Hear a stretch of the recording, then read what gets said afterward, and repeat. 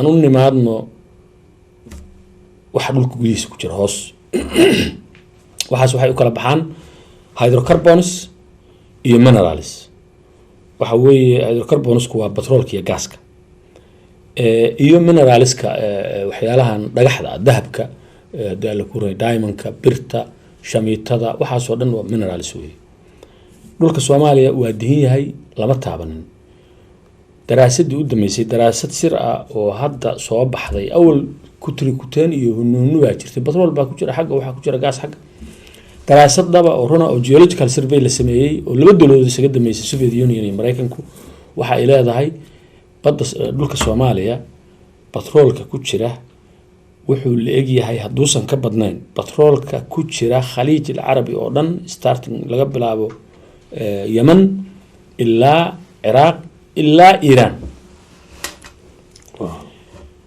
waxa la leeyahay dhulkan 18 milyan oo sano ka hor waa isku yeelay Khaliijkii Soomaaliya isku yeelay Yemen qaasatan marka kala go'oodii dhulka hoos ma kala go'in dhulka hoos waa jira dhulka petrol ku jiro dhibadkiisa ama qodadiisu way isku xiran yahay kala go'aas waxa loo yaqaanaa oo geologists u yaqaaniin Davis fracture zone macnaheedu yahay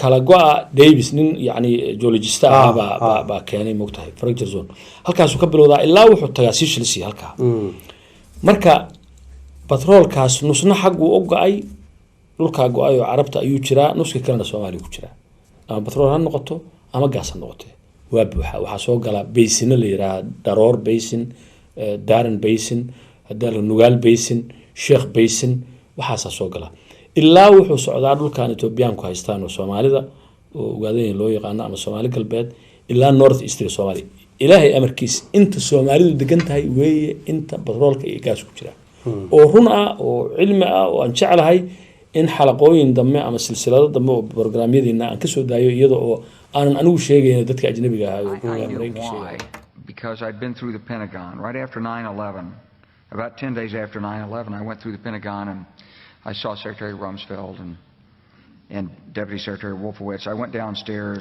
just to say hello to some of the people on the joint staff who used to work for me. And one of the generals called me and he said, "Sir, you got to come in. You got to come in and talk to me a second." I said, "Well, you're too busy." He said, "No." He says, "We've made the decision. We're going to war with Iraq." This was on or about the 20th of September. I said, "We're going to war with Iraq. Why?"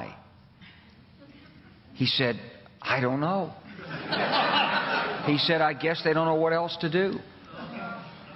So I said, "Well, did they find some information connecting Saddam to Al-Qaeda?" He said, No. He says, "There's nothing new that way. They just made the decision to go to war with Iraq."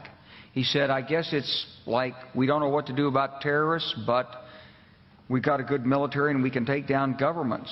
And he said, "I guess if the only tool you have is a hammer, every problem has to look like a nail." So I came back to see him a few weeks later, and by that time we were bombing in Afghanistan. I said, "Are we still going to war with Iraq?" And he said, "Oh, it's worse than that."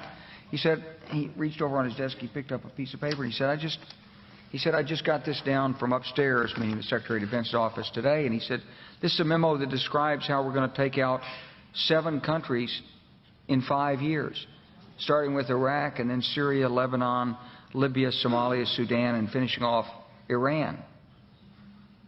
I said, "Is it classified?" He said, "Yes, sir." I said, "Well, don't show it to me." And I saw him a year or so ago, and I said, "You remember that?" He said, "Sir, I didn't show you that memo. I didn't show it to you."